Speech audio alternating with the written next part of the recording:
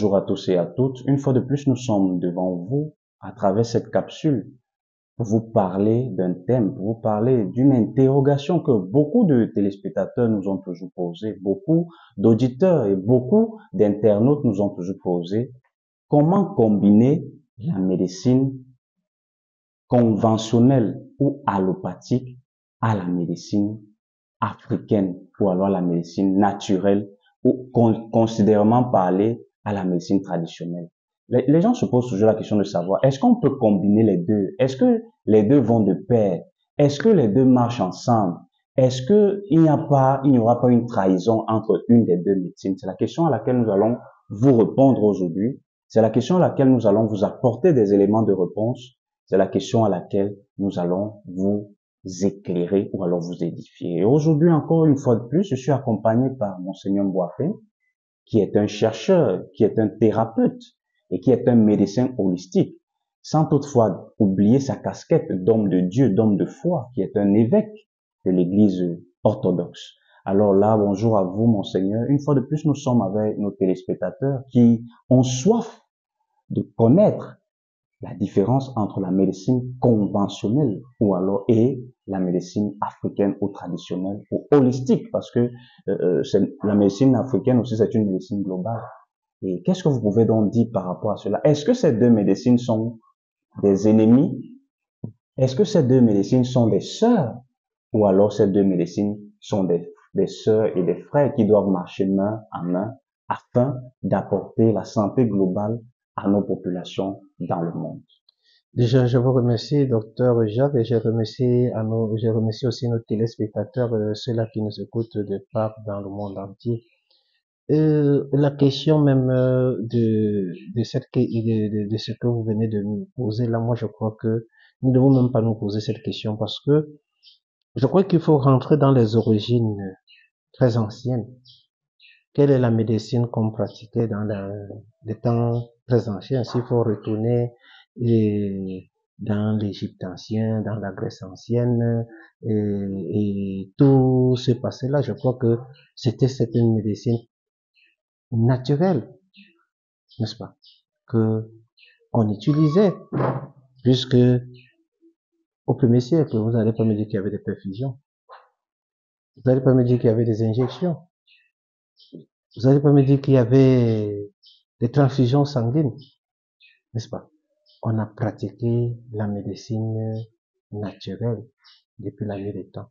Alors, moi, je crois que quand nous entrons dans l'ère de la civilisation, quand nous entrons dans l'ère de la civilisation, il y a une partie qui a voulu emporter sur l'autre, c'est-à-dire la partie qui est la partie de la civilisation. Aujourd'hui, nous prenons peut-être une essence, nous la transformons, nous faisons l'extraction de sa molécule, nous la synthétisons.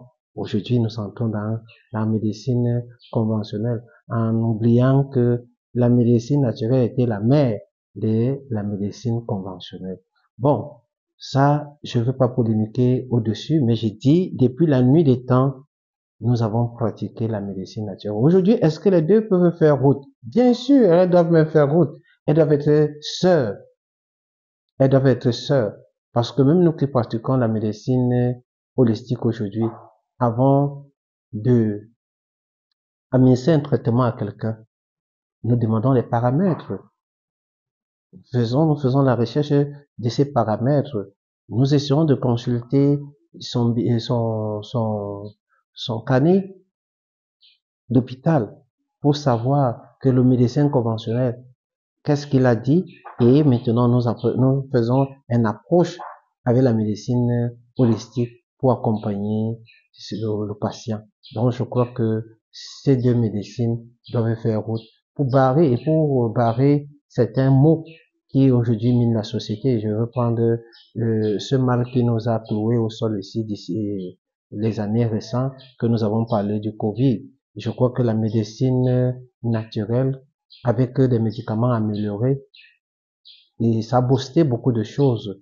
Et je crois que même l'OMS aujourd'hui est fière de ce que la médecine naturelle, appelée médecine holistique, a apporté sur le plan de la convention, sur le plan de la médecine conventionnelle. Alors, dans cette approche collaborale entre les deux médecines, qui voudraient que la médecine conventionnelle, qui s'est plus développée, qui a eu un peu plus d'avance dans la technologie, dans la mécanisation, avec beaucoup d'appareils, nous pouvons déjà faire des diagnostics, parce que dans notre médecine encore africaine, elle est encore un peu, je ne vais pas dire archaïque, mais elle n'est pas archaïque, mais elle a son processus qui est là, elle a ses diagnostics, ses modes de diagnostic qui sont là. Mais si on veut avoir un peu plus d'informations, on peut avoir un peu plus de recherche, nous pouvons aller voir. C'est pour ça que même dans certains cas, certains patients, quand certains patients nous consultent, on leur dit d'abord aller faire des examens à l'hôpital. Par exemple, des radiographies, des scanners, les prélèvements sanguins. Et lorsque vous revenez donc vers le naturopathe, lorsque vous revenez vers le phytothérapeute, lorsque vous venez vers le médecin holistique, à travers ces examens-là, il peut donc vous proposer un mode de traitement. Par exemple, si c'est un problème de rhumatisme, d'arthrose, il sait que non, on a un problème au niveau, les cartilages sont rongés. On sait que non, il faut plutôt donner un tel autre médicament, il faut faire un massage ou il faut faire telle sorte de thérapie. Et si c'est peut-être des problèmes de maladies, des MST, on sait que non, ça c'est une gonococcie, ça c'est une syphilis. On sait que on peut plutôt te donner telle plante naturelle, on peut te donner tel médicament traditionnel amélioré. Donc, nous voyons que il n'y a pas de scission, il n'y a pas d'ennemi, il n'y a pas de problème entre ces deux médecines, mais il y a une collaboration. Voilà pourquoi nous, en tant que médecins holistiques, nous, en tant que chercheurs, nous, en tant qu'hommes naturels, nous souhaitons travailler et nous travaillons déjà en collaboration avec certains médecins conventionnels qui, dans la mesure où nous avons déjà une place au niveau peut-être des différents ministères, notamment le ministère de la Santé publique, où on reconnaît déjà les médecins holistiques, où on reconnaît déjà les naturopathes, qui peuvent déjà aussi apporter leur façon de voir, qui peuvent déjà apporter leur traitement. Et sans toutefois oublier que il y a certaines maladies dans la médecine conventionnelle qu'on ne peut pas soigner, mais qu'on réfère à ceux-là qui ont une connaissance encore un peu plus approfondie dans le domaine du monde qu'on ne voit pas. Alors, Monseigneur Mboapen, il y a certaines maladies inexplicables par le raisonnement normal, par la science conventionnelle, mais à travers la science africaine, à travers les savoirs endogènes, nous proposons donc à ces malades-là une solution. Et qu'est-ce que vous en pensez par rapport à cela? Déjà, je pourrais dire que c'est déjà une bonne chose, déjà une très bonne chose que le ministre de la Santé publique au Cameroun est en train de nous ouvrir une porte, une très grande porte. Et nous avons tenu dernièrement une réunion avec le délégué régional du Vouri littoral au sujet de la santé. Déjà, il y a une cartographie que nous sommes en train de répertorier. Il y a le nombre de thérapeutes qui existent dans la zone du littoral. Alors, au sujet des maladies qui sont inexplicables que la médecine conventionnelle peut accompagner, nous avons plusieurs. Je prends peut-être le cas du zona.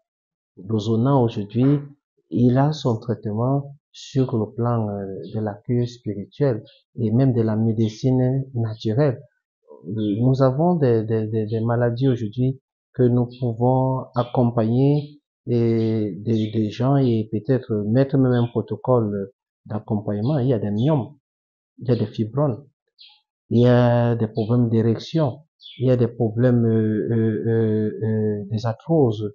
Aujourd'hui, nous avons des problèmes même des céphalées, mais ça, des migraines que nous pouvons accompagner et aussi des problèmes de gynécologie ou les stérilités. Nous voyons comment certains de nos médecins sur le plan naturel, traditionnel, apportent des solutions à des femmes qui ont perdu peut-être le sommeil parce que peut-être n'ont pas eu d'enfants ou bien peut-être l'espoir était perdu. Cela n'empêche rien au même protocole que la médecine conventionnelle a avec l'in vitro, ça n'empêche absolument rien. Ça, plutôt, moi je crois que ces deux médecines s'accompagnent, n'est-ce pas? C'est seulement les moyens. Peut-être pour ceux qui ne pourront pas te faire l'in vitro, ça dépend de leurs moyens. Et de ceux qui n'ont pas les moyens d'aller faire l'in vitro, passent peut-être par cette voie. Alors, comme nous avons dit au précédent émission, le bon thérapeute, c'est-à-dire il faudrait que le patient ou le malade tombe entre les mains d'un bon thérapeute qui maîtrise son domaine. Parce que des fois aussi, on se retrouve, si la médecine conventionnelle a des problèmes avec nous, c'est parce que dans notre milieu aussi, il y a des gens qui font de la cacophonie. Il est monsieur, je soigne tout. Alors, je crois qu'il faudrait aussi se spécialiser et avoir sa spécialité et se retrouver meilleur dans sa spécialité. Et à partir de là, vous aurez des meilleurs résultats. Et je crois qu'à travers ces meilleurs résultats, ce n'est pas pour la publicité du nom, mais ce meilleur résultat vous remettront en confiance et amènera le thérapeute à se mettre encore au travail. Parce que plus on a de meilleurs résultats, ça veut dire qu'il faut encore s'appliquer. Mais ne faisons pas comme les autres. Plus on a de meilleurs résultats, n'est-ce pas? On tombe dans la folie des grandeurs. Donc, je crois que la médecine conventionnelle et la médecine traditionnelle doivent cheminer ensemble, sans oublier que nous avons fait une formation auprès avec une de nos associations sur le médicament naturel amélioré. Donc, je crois que nous sommes en train de ramener la médecine naturelle à améliorer ces médicaments pour que nous ne nous retrouvons plus avec des médicaments dans des boîtes en plastique ou dans des bouteilles d'eau Tanguy ou bien des médicaments qui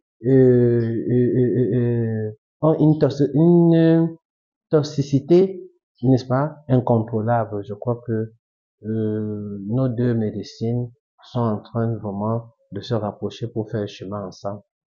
Alors, c'est par ces mots, hein, c'est par ces éléments que nous devons comprendre que la médecine conventionnelle ne doit pas s'opposer à la médecine africaine ou à la médecine traditionnelle ou même à la médecine holistique parce que toutes les deux médecines voudraient le bien-être de la population, voudraient la santé globale et voudraient la santé meilleure. Et maintenant, si nous tous nous voulons la santé, pourquoi donc nous opposer? Pourquoi regarder l'autre de haut et pourquoi regarder l'autre de bas? Alors, nous devons marcher main dans la main afin de contribuer valablement à la santé, afin de contribuer valablement au bien-être, afin de contribuer valablement au développement. Parce que moi, je dis toujours, lorsqu'il y a une santé parfaite, alors le développement suit. C'est par ces mots que nous allons clôturer aujourd'hui notre capsule. Et nous disons, n'hésitez pas de nous contacter sur le numéro ou sur les contacts. Appuyez sur la cloche de notification et abonnez-vous à la chaîne OCMH TV, qui est votre chaîne qui parle sur la santé, sur la spiritualité, sur l'intelligence artificielle, sur la psychologie, sur la psychanalyse et sur les droits humains et sur bien d'autres thèmes. N'hésitez pas de vous abonner et si vous avez des questions, si vous avez des problèmes, écrivez-nous à ces numéros qui s'affichent au bas de l'écran et là, nous serons là pour vous accompagner. Nous vous remercions et c'est par ces mots que nous allons clôturer notre capsule d'aujourd'hui.